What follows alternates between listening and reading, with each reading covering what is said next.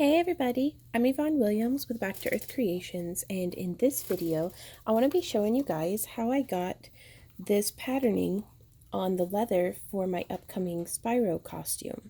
Now this could be used for armor pieces, gauntlet gloves, all sorts of different things from a costuming perspective, but it's also really great for, like the border on a wallet or a handbag or a belt. But I know whenever I was getting into leather, it was pretty daunting sometimes to be like, but how? So for those who've been doing leather for a while, this is probably going to seem pretty obvious, but for, the noobs are always close to my heart. So let's get started. I've gone through, this is about a 10-ounce leather. You don't have to use something this thick, but the thicker the leather, the deeper of an imprint you're going to be able to get. Like this one here, I had used a very thin, like maybe a 2 or 3 ounce leather, and the imprinting I didn't get as much depth with the large mule foot stamp as what I did on the thicker leathers. So we're going to be going through, links to all the different tools and materials, by the way, are down in the video description below. And I am going to be using a textured bevel foot. And I'm just going to zoom in a bit so you guys can see what's up. And I'm only doing like a short example segment. Keep my hand out of the way. And I've gone through, cased it, which is you hold it under the water till the bubbles stop and then let it start to, this one I soaked thoroughly, and then it's been drying overnight, but it's cool and humid, so it's, damp.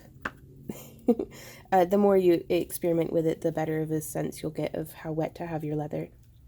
And then I've gone through with a swivel knife and cut a line. So I'm going to use this beveler foot. You can see I'm just hammering and walking it. I'll actually zoom out so you can see my hand position. Sorry, my my mallet's kind of needs moisturized. But I'm just coming through and walking this tool along the line that we've cut into our leather. So wipe all the little crumbs off, and you can see that gets like a really nice 3D effect as it imprints into the leather. Now the next step for whenever I'm doing this is I come through and use a cedar tool, which these are super versatile, great for filling in, the centers of flowers for traditional leather carving designs, but also just the repetitious use of them.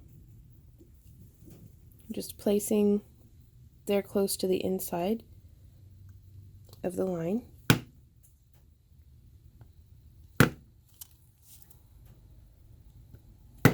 Sorry, it's a bit awkward for me. I'm looking through the camera to see what I'm doing. So going a little slower than I normally would. And you just kind of hammer in. And I like to do that after the beveling. That way it'll actually, sometimes if I get too close to the edge, it'll push out a bit and give like just an interesting texture.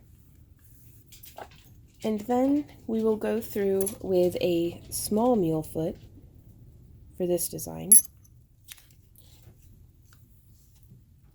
And I'm just going to position because I don't want to overlap and interfere with these little cedar stamps.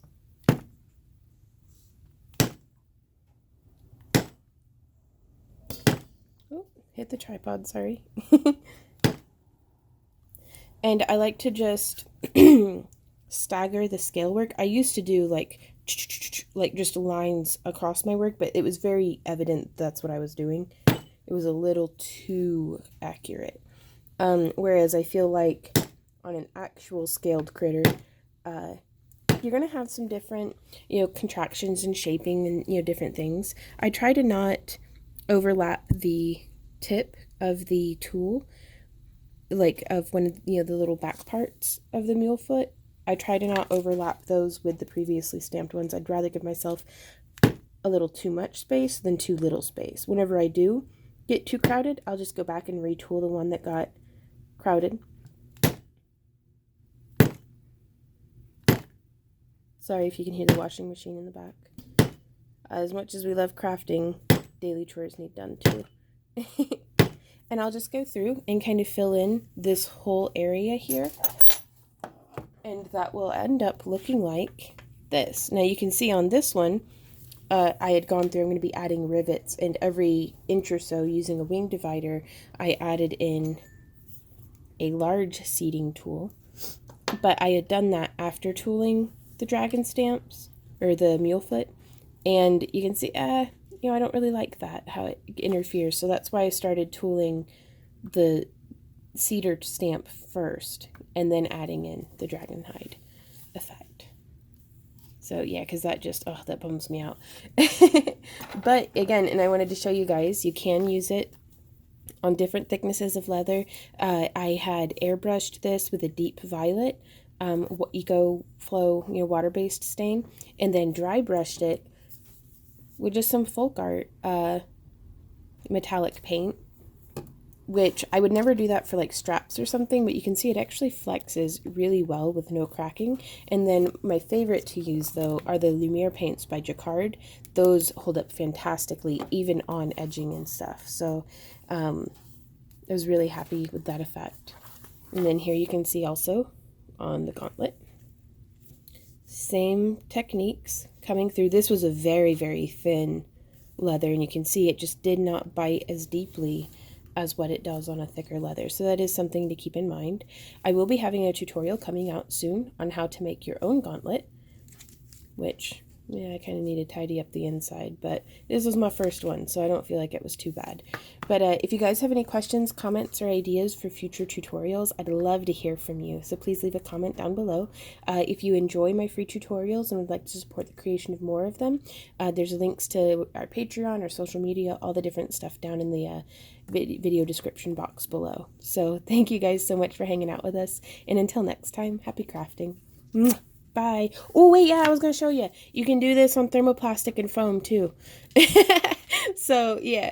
And that's, you just heat up the thermoplastic, slap it on some 5mm foam, and then squeeze, just poke it in there, and you'll be able to use these same leather tooling stamps on thermoplastic, but also on polymer clay, too. I use the cedars a lot in my polymer clay tentacles, which tutorial coming soon. So, all right, bye for reals this time. Bye.